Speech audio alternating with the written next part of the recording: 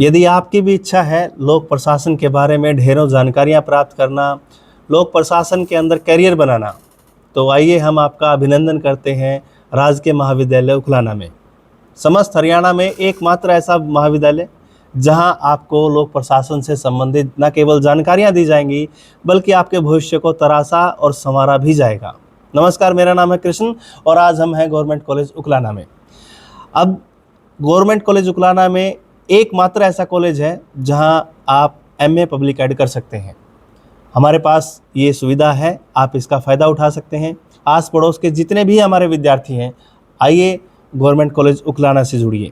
दिनांक 17 जुलाई से रजिस्ट्रेशन शुरू है और 26 जुलाई तक आप जाकर के डीएचई की साइट पर रजिस्ट्रेशन अपना कर सकते हैं। 29 जुलाई को प्रोविजनल लिस्ट होगी और 3 अगस्त को आपको फिजिकल काउंसलिंग के लिए गवर्नमेंट कॉलेज उखलाना में दस्तक देनी है, जहां आप आगे की कार्रवाई करेंगे। अब आगे की कैसे कार्रवाई होगी ये जानते हैं हमारे एडमिशन कन्वीनर श्री रविंद्र जी से।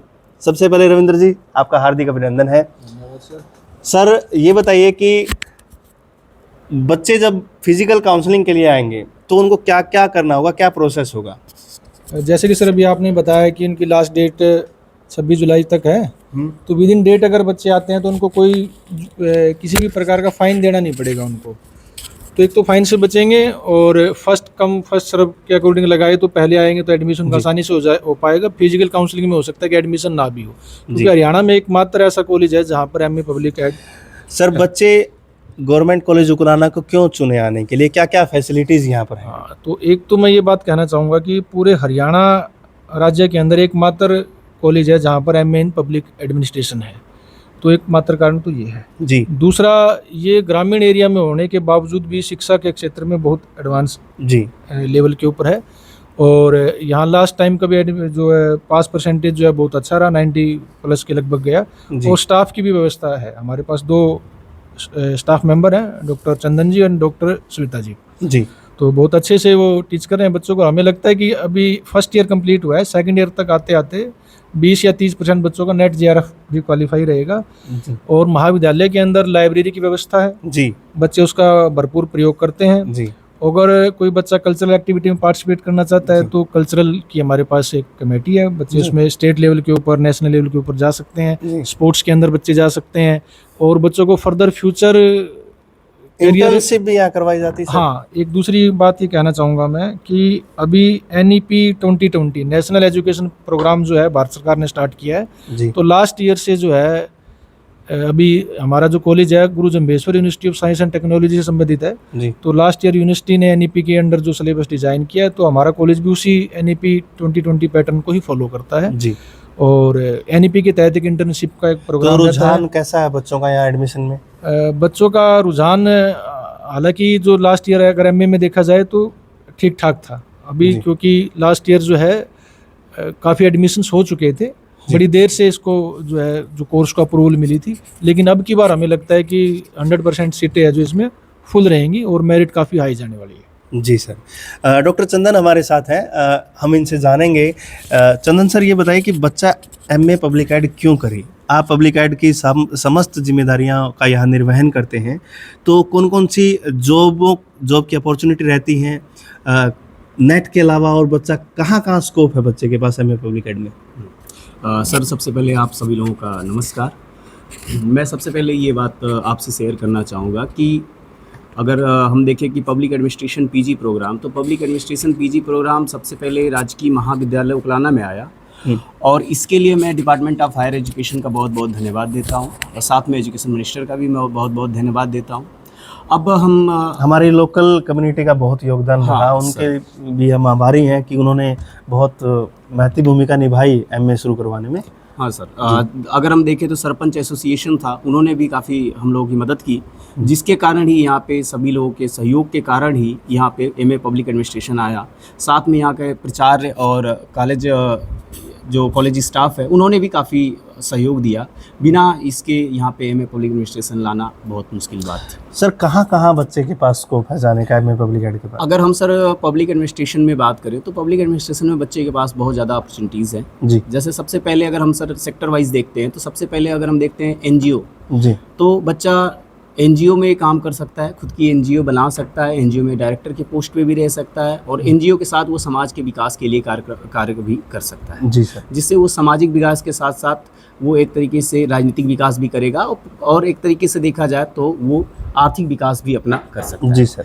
दूसरे सेक्टर में अगर हम बात करते हैं तो वो है प्राइवेट सेक्टर। प्राइवेट सेक्टर में भी बहुत से जो प्राइवेट कंपनीज हैं वो पब्लिक पॉलिसीज़, चूँकि हम पब्लिक एडमिनिस्ट्रेशन में एक सब्जेक्ट पढ़ाते हैं जिसका नाम है पब्लिक पॉलिसी, जी। तो जो बच्चा पब्लिक पॉलिसी किया है और गवर्नेंस पढ़ा हुआ है उसको प्राइवेट सेक्टर के कंपनीज में भी बहुत मदद मिलती है। जी। अगर हम तीसरा सेक्टर की बात करते हैं तो तीसरे सेक्टर में बच्चा सिविल सर्विस के प्रति भी आकर्षित हो सकता है। जी। जैसे हमने सुना है कि बच्चा सिविल सर्विस में जब सेलेक्ट हो जाता है, जब वो ट्रेनिंग के लिए जाता है सर लवासना में, लाल बहादुर शास्त्री नेशनल एकेडमी में, जी। तो वहाँ पे बच्चे को जो कोर्स पढ़ाया जाता है वो हम एमए पब्लिक एडमिनिस्ट्रेशन में एडमिनिस्ट्रेशन में पढ़ा देते हैं। ठीक है जी। तो सर उसके पास देखा जाए तो सिविल सर्विस में भी जाने का अपॉर्चुनिटी है। वो जी। राज्य सिविल सेवा के एग्जाम में शामिल हो सकता है, जी। संघ लोक सेवा की सिविल सर्विस एग्जामिनेशन में वो शामिल हो सकता है। और सबसे बड़ी बात यूजीसी नेट करके आप असिस्टेंट प्रोफेसर भी हाँ बन सर, सकते अगर हम हैं। एकेडमिक में देखते हैं तो सर बच्चा यूजीसी नेट करके वो रिसर्च करके, रिसर्च के साथ वो as a permanent public administration की फैकल्टी वो ज्वाइन कर सकता जी। है। अब जब सबसे बड़ी बात है कि सर यूजीसी नेट के लिए क्यों मतलब गवर्नमेंट कॉलेज उकलाना महत्वपूर्ण है। जी। सर देखा जाए तो मैंने अभी जेआरएफ किया है और जो डॉक्टर सविता है वो भी जेआरएफ हैं। जी। तो क्या है कि बच्चों को हम पर्सनल गाइड करते हैं कि क्योंकि उसमें क्या होता है कि बच्चे के पास बच्चों के पास क्या होता है कि सर कि उनके पास अपॉर्चुनिटी होती है। अब बच्चों के पास अपॉर्चुनिटी ये होती है सर कि वो चाहे तो खुद बैठ के इंडिविजुअल लेवल की मेंटरशिप कर ले जी। और साथ में हम उससे तैयारी में पूरी मदद करते हैं ताकि सिलेबस भी टाइम से कंप्लीट हो और बच्चा यूजीसी नेट के लिए भी उत्तीर्ण हो। जी। इस बार मेरे 3 से 4 स्टूडेंट हैं जो यूजीसी नेट के एग्ज़ाम में बैठे हैं। जी। और उनका एग्ज़ाम अच्छा रहा है।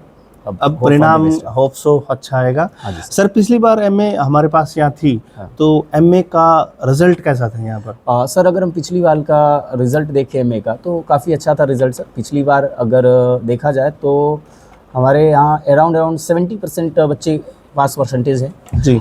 और उसमें भी 2 स्टूडेंट ऐसे हैं जो कि 90% प्लस हैं जी। साथ में 78% भी हैं बच्चे। लास्ट जो बच्चे पास है उसका मार्क्स है वो 78%। जी। एक बात हम आपको बता दें कि जहां महाविद्यालय में एमए पब्लिक एड हम करवा रहे हैं, यूनिवर्सिटी में सीटें कम रह जाती हैं, तो उन बच्चों के लिए एक अच्छा अवसर यहाँ पर है।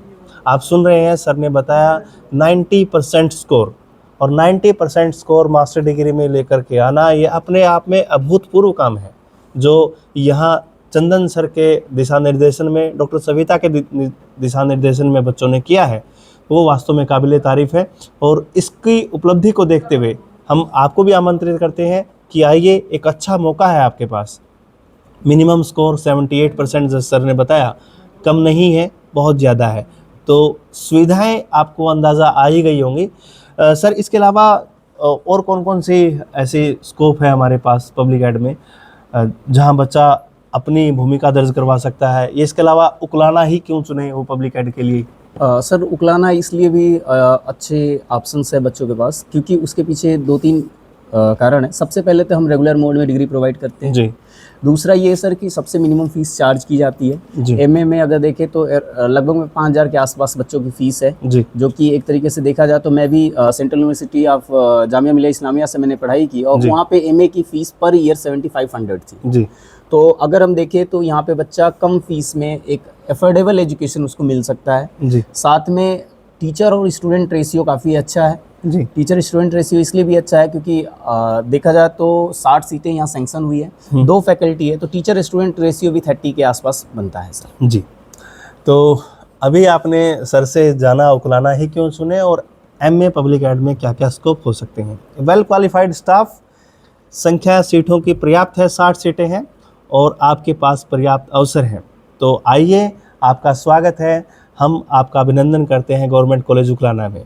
और इसके अलावा आप जो जानकारी चाहिए आप विद्यालय की वेबसाइट पर जाकर के पता कर सकते हैं या फिर विद्यालय में किसी भी स्टाफ से आप जानकारी हासिल कर सकते हैं। मिलते हैं अगले वीडियो में, तब तक के लिए ढेर सारा नमस्कार।